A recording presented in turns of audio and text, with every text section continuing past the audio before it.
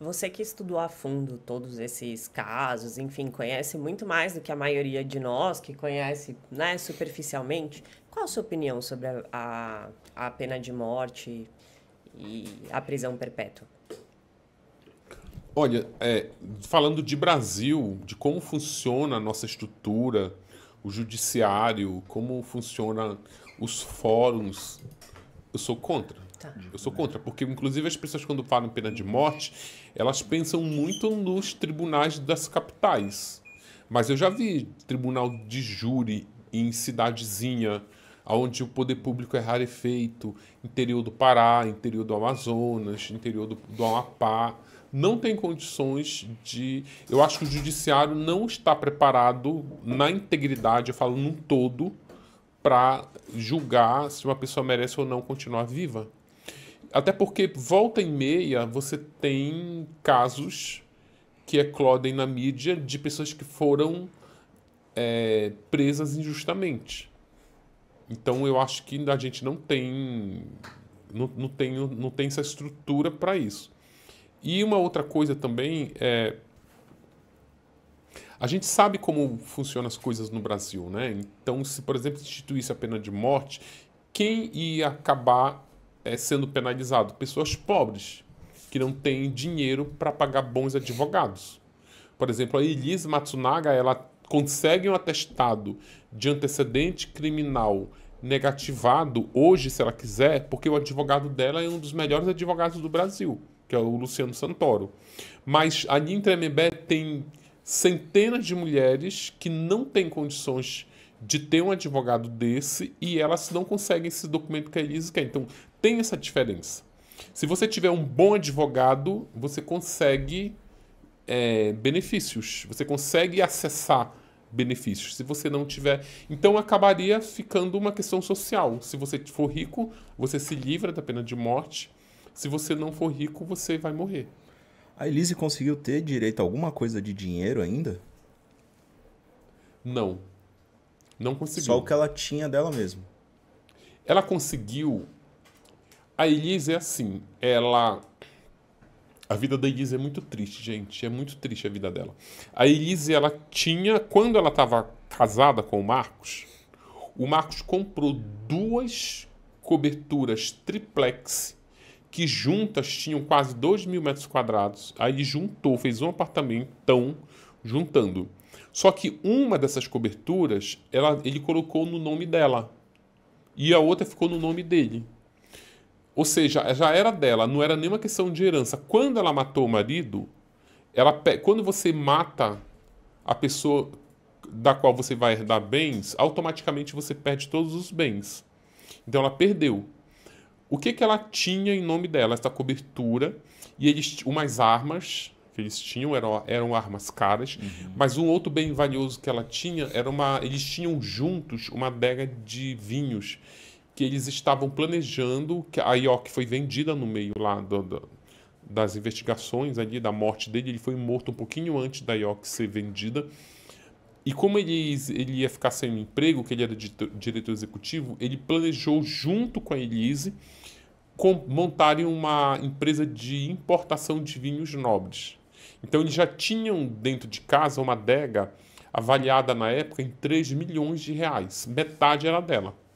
Porque era ela que administrava, ela fez o curso de sommelier, depois ela fez o curso de enóloga. Ela já tinha os contatos, ela fazia em casa umas noites de degustação de vinho com amigos ricos do Marcos. E o Marcos tinha muito, como o Marcos era do ramo alimentício, ele tinha amigos supermercadistas. Então eles já estavam ali se estruturando para montar isso. No meio do caminho, ela matou o Marcos. Por isso que o crime não foi planejado, não foi. Todo isso me disse de que foi tudo no calor da emoção. Quando ela matou o Marcos, aí a família do Marcos foi lá, conseguiu tomar o apartamento que estava no nome dela, porque só doar. Se eu comprar um apartamento e der para você, essa doação ela não é suficiente para sua propriedade ser definitiva. Primeiro porque você não comprou. Então é um bem que está entrando na sua lista de propriedade, mas você não consegue nem provar a origem do dinheiro que você comprou, porque não foi você que comprou. Então, tudo isso para a Receita, isso tudo ali tem que ser provado. Olha, é título de doação. Como era título de doação, mesmo no nome dela, a Justiça foi lá e tomou dela. É uma coisa assim incrível. Quem está pensando em matar alguém aí, achando que vai arredar, não. Pensa 2 vezes que não é fácil. Não é fácil. É incrível, estava no nome dela, ele nunca esteve no nome dele, quando ele comprou ele já botou no nome dela, mas a propriedade nunca é definitiva porque não foi com os recursos dela que foi adquirido aquele bem. Ela poderia, se ela não tivesse matado o marido, ela estaria com esse bem até hoje. Aí ela ficou com metade dessa adega. Essa adega, que custava 3 milhões de reais, na hora que fizeram o inventário para dividir na herança, descobriram que essa adega foi comprada, foi contrabandeada. Ele trazia esses vinhos nos containers da IOC, que iam para fora, esses containers vinham vazios, ele colocava os vinhos lá.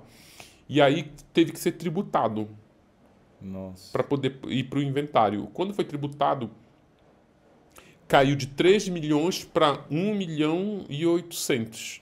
Então, aí metade era dela, ou seja, 900 mil reais. Só que aí a família do Marcos, aí já estava presa, chegou para o advogado dela e disse, olha, a gente quer comprar o vinho. A gente não quer que essas garrafas de vinho fiquem com a Elise. Então, a gente vai pagar 900 mil reais. Aí eles entregaram para a Elise, mas as pessoas acham que outra coisa também, se está pensando em matar alguém, toma cuidado, porque você acaba sem 1 centavo. Porque apesar do advogado da Elise ter feito toda a defesa no tribunal pro bono, ou seja, não cobrou nada dela, mas a Elise ela tem causas na vara da família e são caríssimas. Aí esse dinheiro mal entrou, caiu na mão da Elise e imediatamente saiu. Foi tudo para os advogados que tinham causas na vara da família que não são pro bonos, que são cobrados. E são advogados caros, são laudos que ela precisa. A família tem laudo na vara da família, a Elise tenta a guarda da filha. Ela briga com a família, porque quando o marido morreu, ela foi presa, a família pegou a menina e ficou com a guarda. A família do Marcos é muito rica, é bilionária. E a Elise não, a Elise é pobre. Então fica essa disputa, essa disputa econômica que resvala nos tribunais. Os advogados que eles contratam, apesar do Luciano ser um excelente advogado, a esposa dele, a Juliana, que faz a parte familiar, a parte civil, mas o Marcos tem advogados muito mais estrelados, que também não é só o nome do advogado. Por exemplo, tem dentro do processo de execução penal da Elise atestados dizendo que ela é psicopata. Que foi feito por psicólogos, peritos nomeados pela Justiça e outros psicólogos contratados pela família do Marcos Matsunaga. Isso tudo para alegar que ela não deve se aproximar da criança. Só que aí os advogados da Elise tiveram que contratar psicólogos para rebater esses laudos. Sim, se chama assistente técnico. Aí, meu amigo, tu vai ver como isso é caro. É caro. Os 900 mil reais que ela ganhou se esvaíram pelo Esses 10 anos vai embora rápido mesmo. Vai.